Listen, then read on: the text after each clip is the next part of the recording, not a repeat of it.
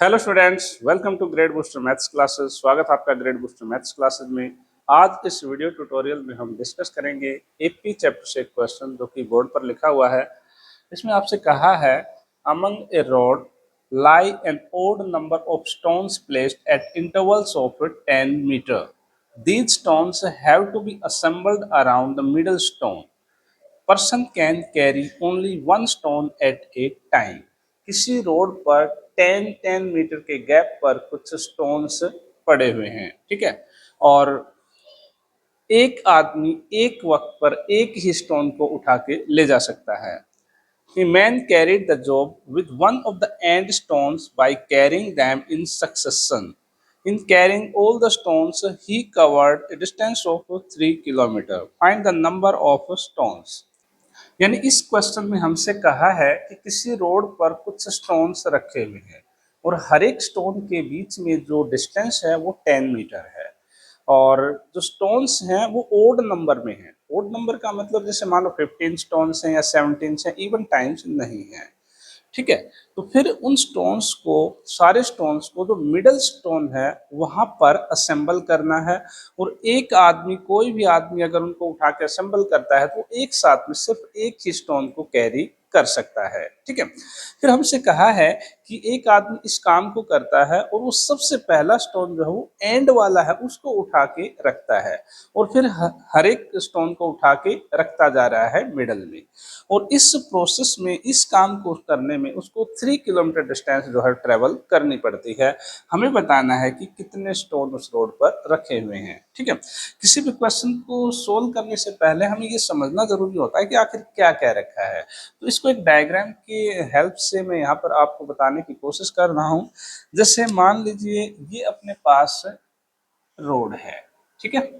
इस रोड के ऊपर ठीक बीच में यहाँ पर एक पत्थर रखा हुआ है, स्टोन रखा हुआ है, ठीक है। और फिर 10 मीटर के गैप पर इस तरह से स्टोन्स इधर राइट में रखे हुए हैं और 10 मीटर के गैप पर ही स्टोन जो है इसके लेफ्ट साइड में रखे हुए हैं, ठीक है।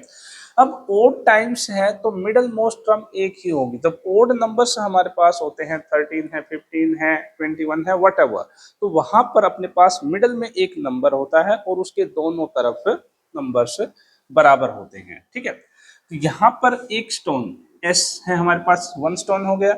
और 10 मीटर के गैप पर अपने पास, यानी कि ये गैप जो है 10 मीटर है। अगर यहाँ से हम एज्यूम करें तो इसको हम ऐसे लिख सकते हैं कि ये 10 मीटर दूर, फिर ये इससे 20 मीटर, ठीक है, ये 30 मीटर, ये 40 मीटर दूर है। यानी स्टोन 1, स्टोन 2, स्टोन 3, स्टोन 4, इस तरह से हम इसको लिख सकते हैं, ठीक है। अब ठीक इसी प्रकार से स्टोन इस तरफ भी रखे होंगे, ठीक है। तो अब हमें बताना है कि ये स्टोन कितने हैं। अगर इनको जैसे कलेक्ट किया, असेंबल किया, कैसे किया है। मान लीजिए सबसे लास्ट में स्टोन है एंड में, यहाँ पे हमें नहीं मालूम वो किस नंबर पर है, ठीक है। उसको उठाकर सबसे पहले यहाँ लेकर आए हैं सेंटर में। तो ये डिस्टेंस जो ट्रेवल की है वो कितनी डिस्टेंस होगी। मान लीजिए यहाँ पर आपके पास ये 5th नंबर पर स्टोन है, 5th नंबर पर है तो 10 करके 10 इंटू 5 मीटर डिस्टेंस ट्रेवल की होगी। अगर ये आपके पास मान लीजिए 20 नंबर पर है तो 20 multiplied by 10 200 metre distance travel होगी। अगर ये n नंबर पर है, इधर n स्टोन हम मान लेते हैं, ये n नंबर पर है तो n मल्टीप्लाइड बाई 10 जो डिस्टेंस है वो अपने पास ट्रेवल हो जाएगी इस एक स्टोन को यहाँ रखने में, ठीक है। अब वो आदमी सेंटर पर आ गए, मिडल में।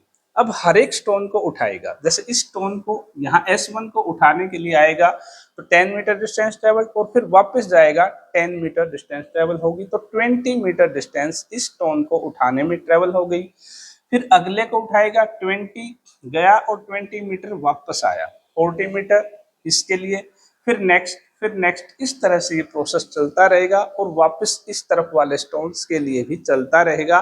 फर्क इतना रहेगा, इस तरफ से एक स्टोन को वो उठा चुका है यहाँ पे, तो यहाँ पर आपके पास रिमेनिंग स्टोन जो है n-1 रह जाएंगे और इधर आपके पास n रहेंगे, ठीक है।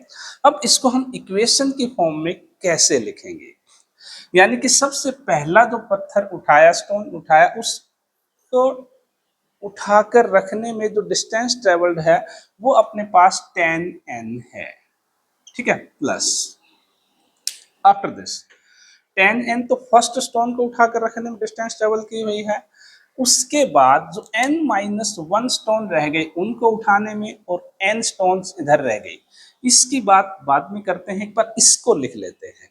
यहाँ पर जो अपने पास टर्म्स हैं वो एपी में है, जैसे फर्स्ट टर्म 10, 20, 30, 40, और एपी कैसे बनेगी, फर्स्ट स्टोन को उठाने में जो डिस्टेंस ट्रेवल्ड है वो 10 मीटर गए और 10 मीटर वापस आए, तो 20 मीटर, प्लस दूसरे के लिए 20 गए 20 आए यानी 40, अगले के लिए 60, ऐसे ये डिस्टेंस ट्रेवल होगी।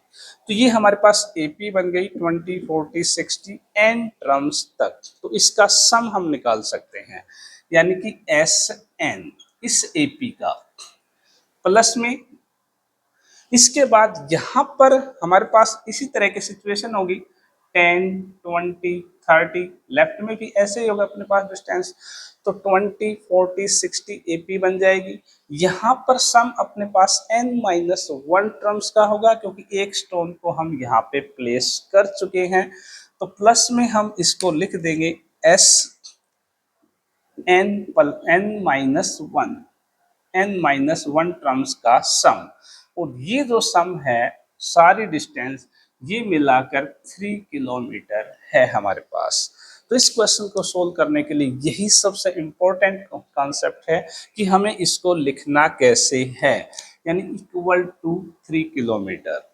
अगर ये चीज आपको समझ में आ गई है तो इस क्वेश्चन में कुछ भी नहीं है, इसको हम बड़ी आसानी से सिंप्लीफाई करके n फाइंड आउट कर सकते हैं, और फिर नंबर ऑफ स्टोन्स जो है 2n+1 होगा, क्योंकि n इधर और एक 1 ये 2n+1। तो चलिए आगे इसको सोल्व करते हैं। 10n plus Sn n/2 into 2a plus n-1 into d plus n-1 over 2 into 2a plus n-1 minus 1d, and it is equal to 3000 metre. 3 kilometre mean 3000 metre लिख सकते हैं इसको।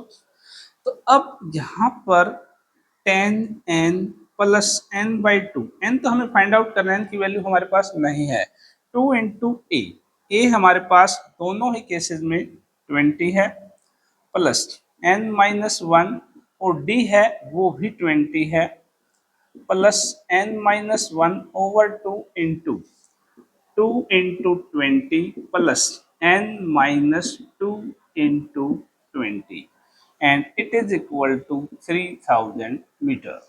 ओके, अगले स्टेप में 10n plus n/2 into 40 plus 20n minus 20, इस bracket को expand करके, plus n-1 over 2 into 40 plus 20n minus 40 equal to 3000।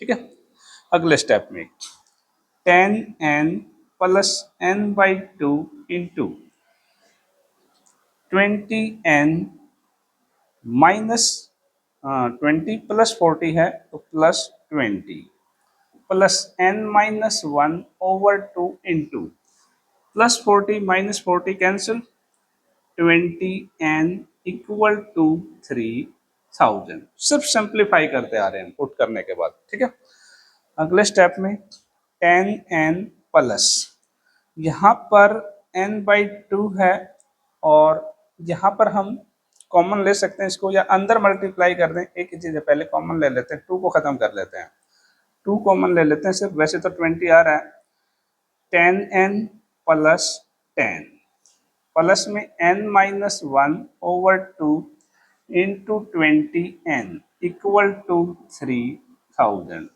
अब 2 से ये कट के 10n हो जाएगा। ओके, अब 2 से इसको काट देते हैं, 10n अब इस ब्रैकेट को खोल देते हैं, प्लस n का 10n से मल्टीप्लाई 10n स्क्वायर, 10 का n से प्लस 10n, और यहाँ पे n-1 का मल्टीप्लाई होगा 10n से, तो plus 10n square minus 10n minus 3000 equal to 0। 3000 को भी इधर ले आए हम, ठीक है।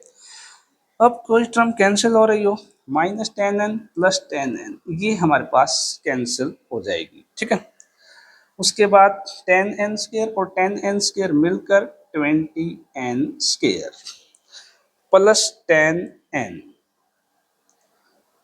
माइनस 3000 इक्वल टू 0, ठीक है। अब ये पूरी इक्वेशन 10 से डिवाइड हो रही है, 10 से डिवाइड कर दें क्या बन जाएगा, 2n square plus n minus 300 equal to 0। अब हम इसको फैक्टराइज करेंगे, हमारे पास क्वाड्रेटिक इक्वेशन बन गई, तो मल्टीप्लाई 600 चाहिए, तो 25 और 24 का प्रोडक्ट यहाँ पे 1n है, तो आगे यहाँ इसको यहाँ पे सोल्व कर लेते हैं। 2n square plus 25n minus 24n minus 300 equal to 0। इस इक्वेशन को हमने फैक्टराइज फॉर्म में लिख दिया, यानी इस टर्म को स्प्लिट कर दिया, स्प्लिटिंग मिडल टर्म से इसके फैक्टर बना रहे हैं। n कॉमन अंदर 2n प्लस 25 माइनस 12 कॉमन आएगा, अंदर बचेगा अपने पास 2n plus 25 equal to 0। 2n plus 25 common n minus 12 equal to 0। तो इन दोनों फैक्टर से हमारे पास, इस फैक्टर से नेगेटिव वैल्यू मिल रही है, n नेगेटिव नहीं हो सकता, इससे n इक्वल टू 12 मिल रहा है, तो n की वैल्यू अपने पास 12 आ गई। ये जो n है इट इज 12, तो यहाँ पे n इधर भी 12 और प्लस में 1 भी, तो हमारे पास 25 स्टोन्स आ गई, ठीक है। तो यही इस क्वेश्चन का आंसर है। तो ये था आज का क्वेश्चन, उम्मीद है आपको अच्छी तरह से समझ में आया है। अगर आपको वीडियो अच्छी लगी है, आपके लिए हेल्पफुल रही है, तो लाइक शेयर कमेंट जरूर करिए, और ऐसे वीडियो लगातार देखते रहने के लिए चैनल सब्सक्राइब करना ना भूलें। तो मिलते हैं अगले वीडियो में। Thank you very much and have a nice day.